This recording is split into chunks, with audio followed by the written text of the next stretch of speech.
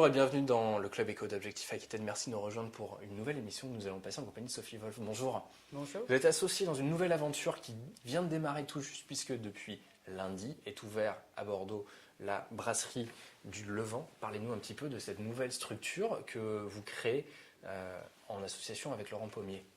Alors en fait c'est un projet que Laurent Pommier avait mûrement réfléchi puisqu'il a acheté le fonds en 2009, en juillet 2009. Et lorsqu'il a vendu son affaire sur les quais Fernand, il s'est attelé à ce projet. Il est tombé bien évidemment amoureux de la façade en mosaïque qui est absolument sublime. Et puis quand on est rentré, en grattant un peu les différentes couches de placo qu'il y avait à l'intérieur, on a trouvé de jolies moulures et bien évidemment une salle somptueuse qu'on a remis en état. On a fait intervenir la maison Bretou, qui a refait le foyer du Grand Théâtre, entre autres, qui a fait des moulages de tout ce qu'on avait trouvé. Et on a essayé de refaire cette brasserie à l'identique, comme en 1923. D'accord. Alors, expliquez-nous un petit peu comment s'est fait cette connexion avec Laurent Pommier. Vous connaissez depuis longtemps, c'est une nouvelle découverte. Je rappelle que vous êtes passé, entre autres, par des institutions bien connues des Bordelais, le Bistrot des Quinconces, le Saint-James par exemple. Comment s'est fait la connexion entre vous deux? On se connaît depuis longue date puisque c'est vraiment un ami de la famille, c'est un ami de mon frère, c'est un de mes amis d'enfance, ça fait 35 ans qu'on se connaît, donc on ne s'est jamais vraiment quitté. Et il travaillait à l'époque où je travaillais au Saint-James, il travaillait lui au Café Français. Et puis il a toujours été l'ami de la famille, j'ai envie de dire. Voilà. Donc on se connaît de longue date. C'est une nouvelle aventure importante, vous investissez 2 millions d'euros, c'est important, c'est une somme très importante. Il fallait tout refaire. Ah ouais, il y avait tout à refaire, sauf la façade qui était vraiment magnifique. Un petit nettoyage s'est imposé quand même, mais autrement c'était à l'intérieur, oui, il y avait tout à refaire. Du sol au plafond, on a refait la verrière de la salle du fond, on a refait bien évidemment les moulures, on a refait tous les sols, la cuisine, puisque on a repris la banque qui était juste à côté pour faire les cuisines, 150 mètres carrés de cuisine toute neuve. Donc oui, il y a eu un boulot colossal. Je crois que vous avez récupéré les locaux effectivement d'une banque, mais aussi d'une ancienne agence de voyage, c'est ça? Alors, parce que nous souhaitons ouvrir, nous avons un projet, enfin d'ailleurs ça sera fait à la fin du mois je pense, l'ouverture d'une boutique rue Saint-Vincent-de-Paul. Et c'est une ancienne, tout simplement parce qu'il y avait le pendant de la devanture en mosaïque et quand on s'est aperçu de ça, on s'est dit que c'était une évidence. Il fallait tout prendre. Voilà, exactement. D'accord. On a envie de développer la vente à emporter, ce qui est à mon sens plus simple quand on est adossé sur un restaurant. Tout s'emporte si on a envie.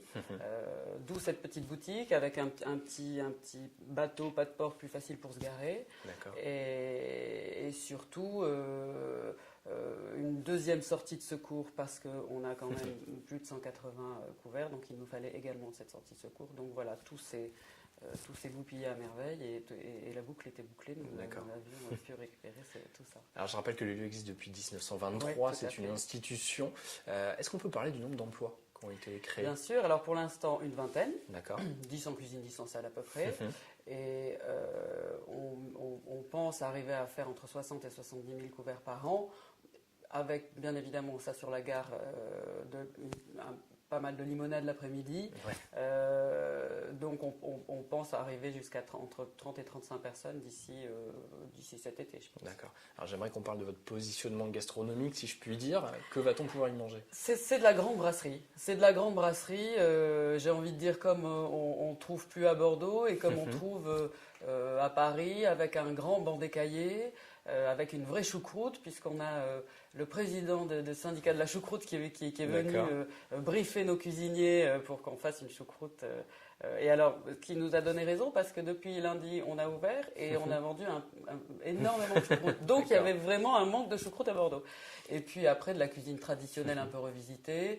On a un chef qui sort de la brasserie des Arts à Toulouse et qui a été formé dans le gastronomique de Cyril Lignac, qui est un type brillant. Moi, je trouve qu'il est un type brillant et puis qui a cette vision à la fois de la gastronomie un peu haut de gamme et de la brasserie. On n'oublie pas qu'on est une brasserie, ce sera toujours une brasserie et on ne fera jamais de gastro, hein, mais avec une attention côte de très bœuf, un particulière. tartare au couteau, voilà.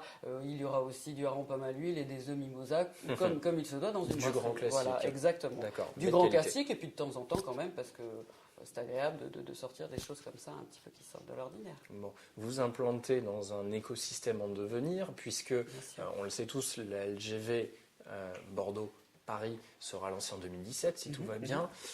Qu'est-ce On que ça va l'espère. changer pour, qu'est-ce que ça va changer pour vous tout? Eh ben, 20 000 passagers par an déjà qui vont transiter par la gare, donc ça c'est énorme.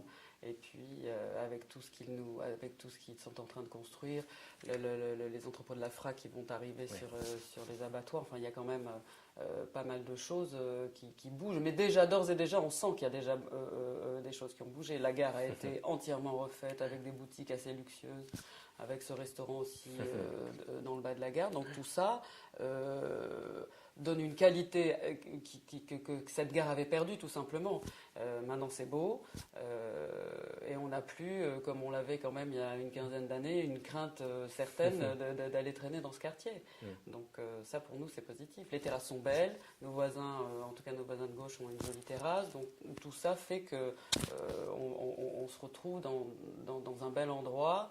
Et surtout qu'on aura du monde, il y aura du monde. Tout ça, la ligne de TGV qui va jusqu'à Bilbao, le train qui va jusqu'à Bilbao, tout ça va nous amener énormément de passages. Il y a beaucoup de travaux, il y a beaucoup d'aménagements qui vont être faits néanmoins Oui. dans les mois et dans les années qui viennent. Si vous aviez un souhait pour le quartier.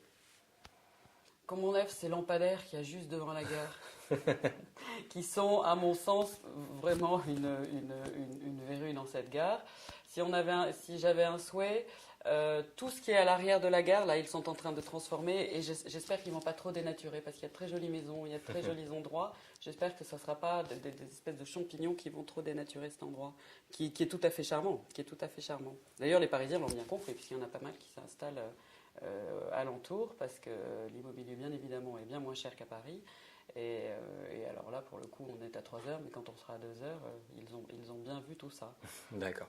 Merci beaucoup. Rendez-vous Mais donc c'est moi. à la brasserie du Levant. Exactement. Merci à vous d'avoir suivi cette émission. Rendez-vous demain à nouveau pour le Club Éco. L'Objectif Aquitaine. Passez une bonne journée. Au revoir. Merci.